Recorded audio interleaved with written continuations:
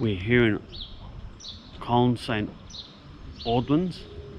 It's a very small, quiet town right in the middle of the Cotswolds.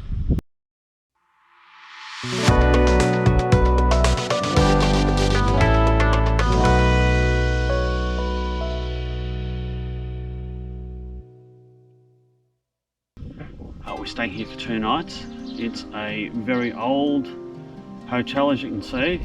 It's basically a pub with about sort of 12 rooms of accommodation.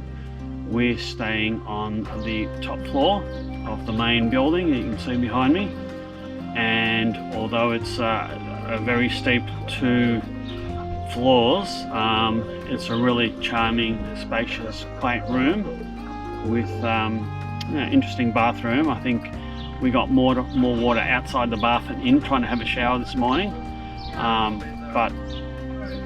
Yeah, very, very interesting and charming.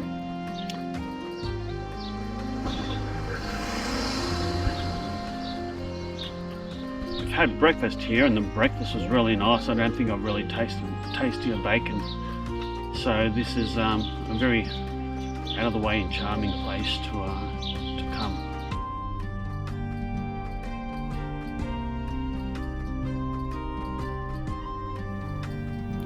The new inn was built in the 19th century and originally served as a coach motor inn. It has 15 rooms, and next door there's a cottage which is also bookable. The cost per night is around about $200 Australian, and there's multiple room options, including slightly better accommodation in the newer part of the hotel. There's free Wi-Fi and oodles of old world charm. As you can see, there is a car park through the main entrance of the complex. It does tend to fill up quite quickly, but there is a little bit of parking on the street as well.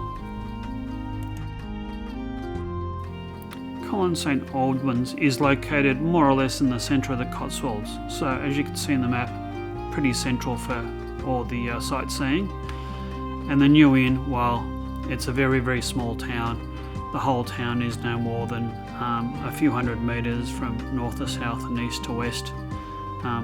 With this drone footage, I don't think this is the town, but you can see the rolling landscapes and the greenery. It's quite stunning landscape, really.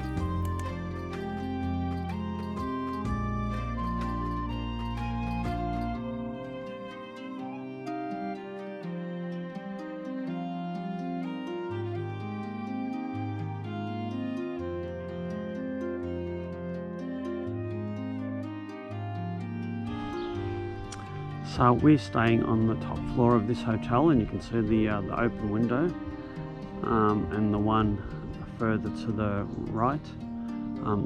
That's our room right on the top, and we're basically staying in the attic. The stairs are quite steep, and it's quite a climb to bring your suitcases up there, but we managed it in the end.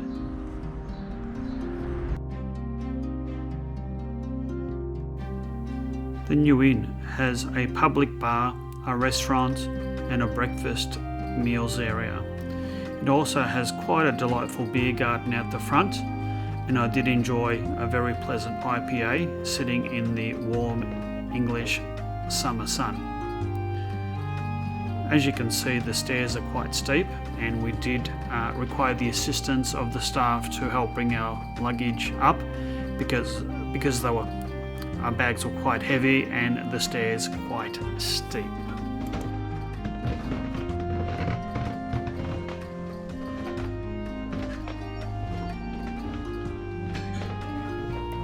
We're entering the restaurant area, and then through the arches is a place that they served breakfast every morning. We didn't eat lunch or dinner in this establishment, so I can't comment on the food there, but we did have breakfast every morning, and even though it was advertised as continental, given my food allergies and inability to eat croissants and wheat and other things of that nature, I was able to get an a la carte breakfast, bacon, eggs, that sort of stuff, and that was at no additional charge, so that was quite well appreciated. What you can see now is the front of the building, and I'll pan, and that is the beer garden. It was very quite pleasant sitting out there. It does get the afternoon sun, and it's a really nice place to enjoy a nice quiet ale.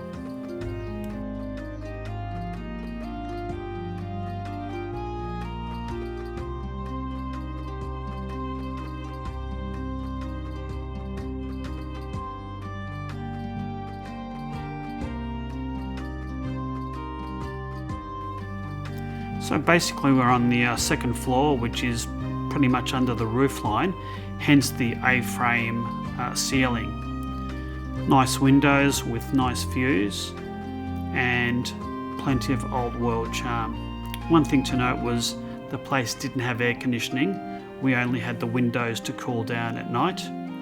There's a view of the bath and shower, and there was no curtain around the shower, which meant that water went absolutely everywhere. Nice big room, couch, TV, kettle, everything you need. I'd say that this is advertised as a 5-star place. I'd think it'd be more 3.5 or perhaps 4 stars. But had a really nice time here. It was really nice. The staff were quite friendly. It was quite a big room, old world charm. I'd have no hesitation of staying here again. So hopefully you've liked this video. If so, please do hit the like and subscribe buttons. And until next time, bye.